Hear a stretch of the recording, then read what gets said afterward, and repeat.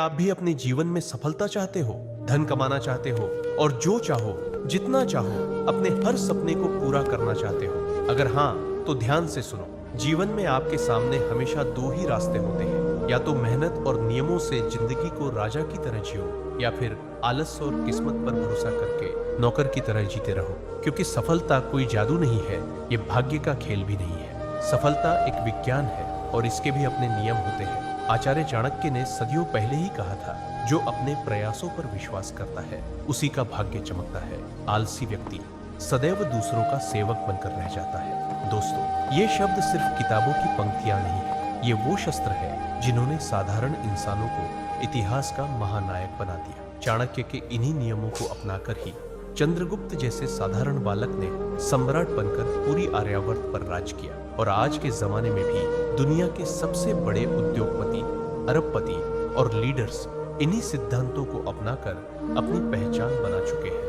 यकीन मानो दोस्तों, चाहे आप गरीब हो या असफल, इससे कोई फर्क नहीं पड़ता, क्योंकि किस्मत उसी का साथ देती है जो इंसान सही समय, सही रास्ते पर सही नियमों का पालन करता है। तो दोस्तों, अगर सच में अपने जीवन में कुछ बड़ा करना चाहते हो, मुझे लगता है कि वो मेरे को लेके सीरियस ही नहीं है। क्या में अपने जीवन में कुछ बड़ा करना चाहते हो, सफल होना चाहते हो, तो इन 7 नियमों को ध्यान से सुनो, क्योंकि ये सिर्फ बातें नहीं बल्कि आपकी जिंदगी की नई शुरुआत हो सकती है। तो चलिए दोस्तों, इन 7 नियमों को एक कहानी के माध्यम से समझते हैं। बहुत समय पहले मगध साम्राज्य के पास एक छोटे से गांव में भोला नाम का लड़का रहता था। भोला सपने बहुत देखता था। कभी सोचता कि एक दिन बड़ा आदमी बनेगा, कभी सोचता बहुत धन कमाएगा, कभी सोचता अपने माता पिता और भाई बहनों को सुख देगा। लेकिन दिक्कत ये थी कि भोला सिर्फ सोचता ही रह जाता था। जब भी किसी काम की शुरुआत करने का मन करता, उसका आलस उस पर हावी हो जाता। नतीजा ये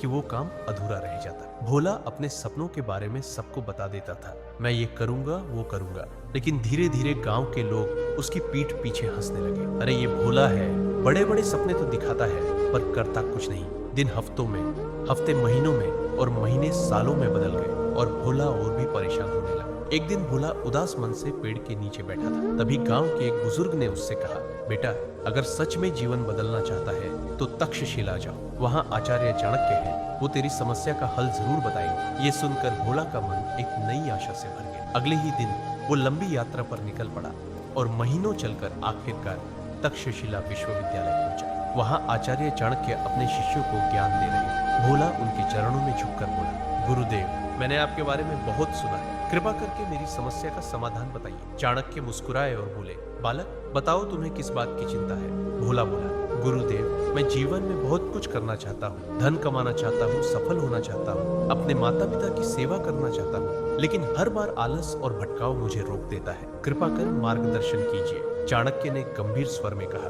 भोला, आज मैं तुम्हें सफलता के साथ ऐसे नियम बताऊंगा जिनका पालन करने से कोई भी व्यक्ति, चाहे कितना भी आलसी या असफल क्यों न हो, सफलता जरूर प्राप्त करता है।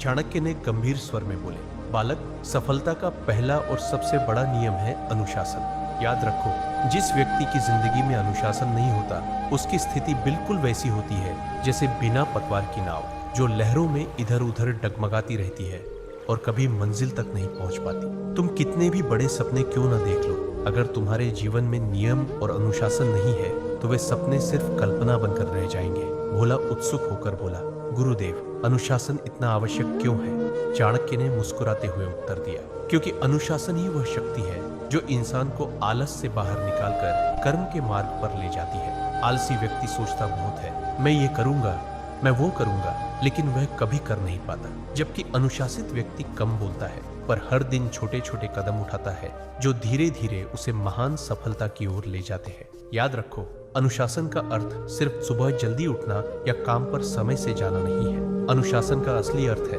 अपने मन और इच्छाओं पर नियंत्रण पाना। अनुशासन ही वो शक्ति है जिसके दम पर तुम अपने सपनों के लिए निरंतर मेहनत कर सकते हो, चाहे परिस्थितियां अनुकूल हों या प्रतिकूल। इसलिए याद रखो, अनुशासन के बिना सफलता सिर्फ एक मरीचिका है, लेकिन अनुशासन के साथ असंभव भी संभव हो जाता है। दूसरा नियम, समय का महत्व। सफलता का दूसरा नियम है समय का महत्व समझना। धन खो जाने पर फिर से कमाया जा सकता है, लेकिन जो समय चला गया वो कभी वापस नहीं आता। समय ही असली पूंजी है, जो इसे बर्बाद करता है वो जीवन भर दूसरों का गुलाम बनकर रह जाता है। भोला ने सिर झुकाया क्योंकि उसे याद आया कि वो अपना ज्यादातर समय इधर उधर की बातें करने, बेकार घूमने और दूसरों को अपने सपनों के बारे में सुनाने में ही गंवा देता था। चाणक्य ने आगे कहा, देखो भोला, सफल इंसान और असफल इंसान में बस इतना ही फर्क होता है कि सफल इंसान हर पल को गिनकर इस्तेमाल करता है। वो आलस, टाल मटोल और व्यर्थ की बातों में समय बर्बाद नहीं करता। अगर तुम सच में बड़ा बनना चाहते हो तो हर दिन को इस तरह जियो जैसे ये तुम्हारी जिंदगी का आखिरी दिन हो। सुबह से शाम तक का हर घंटा तुम्हें अपने लक्ष्य के करीब ले जाना चाहिए। भोला ने आंखें पोंछते हुए कहा, गुरुदेव, अब मैं समय की कीमत समझ गया। मैं प्रतिज्ञा करता हूँ कि अब से एक एक पल का सदुपयोग करूंगा। तीसरा नियम, स्वयं पर नियंत्रण। चाणक्य ने गंभीर स्वर में कहा, भोला, सफलता का तीसरा नियम है स्वयं पर नियंत्रण। जो इंसान अपने मन और इच्छाओं का गुलाम बन जाता है वह कभी महान नहीं बन सकता। मनुष्य का सबसे बड़ा शत्रु बाहर नहीं, उसके भीतर ही छिपा होता है। आलस, क्रोध, लोभ और भटकाव। भोला ध्यान से सुन रहा था। उसे याद आया कि कैसे हर बार उसका आलस उसे पीछे खींच लेता था। कभी घंटों बेवजह सोना, कभी काम अधूरा छोड़ देना, कभी छोटी बात पर गुस्सा कर देना। चाणक्य ने आगे कहा, बालक, अगर तुम अपने मन को वश में कर लोगे तो पूरी दुनिया तुम्हारे वश में आ जाएगी। आत्मसंयम ही वो शक्ति है जो इंसान को ऊंचाइयों तक ले जाती है। जिसने अपने मन पर विजय पाली उसके लिए संसार की कोई भी विजय असंभव नहीं रहती। भोला ने गहरी सांस लेते हुए कहा, गुरुदेव, अब मैं समझ गया। मुझे बाहरी दुनिया से नहीं, पहले अपने भीतर की लड़ाई जीतनी होगी। मैं वचन देता हूँ कि अब से अपने आलस और भटकाव पर नियंत्रण रखूंगा। चौथा नियम, सही संगत का चुनाव। चाणक्य भोला की आंखों में देखते हुए गंभीर स्वर में बोले, बालक, याद रखो, इंसान वही बनता है जिसके साथ वो उठता और बैठता है। अगर तू आलसी, निकम्मे और असफल लोगों की संगत में उठा बैठा रहेगा तो धीरे धीरे तेरा मन भी वैसा ही हो जाएगा। उनकी आदतें, उनके विचार और उनकी बातें तुझे भी अपने जैसा बना देंगी। लेकिन अगर तू मेहनती, ईमानदार और लक्ष्य पर टिके हुए लोगों की संगत में रहेगा तो तेरा मन भी उसी दिशा में ढल जाएगा। भोला ध्यान से सुन रहा था। चाणक्य ने आगे कहा, संगत ही तेरे विचारों को गढ़ती है और विचार ही तेरे कर्म तय करते हैं। कर्म ही तेरे भविष्य की नींव रखते हैं। अगर तू कांटों की झाड़ियों में बैठेगा तो चुभन से बच नहीं पाएगा, और अगर सुगंधित पुष्पों के बीच बैठेगा तो तुझ में भी वही सुगंध आ जाएगी। भोला ने शर्माते हुए सिर झुका लिया और बोला, गुरुदेव, सच है, अब तक मैं अपना समय गलत लोगों के साथ गप्पे मारते हुए व्यर्थ बातों में खर्च करता रहा। इसी कारण मेरा मन भटकता था और मैं कोई काम पूरा नहीं कर पाता था। चाणक्य ने दृढ़ स्वर में कहा, सावधान, समय सबसे कीमती धन है।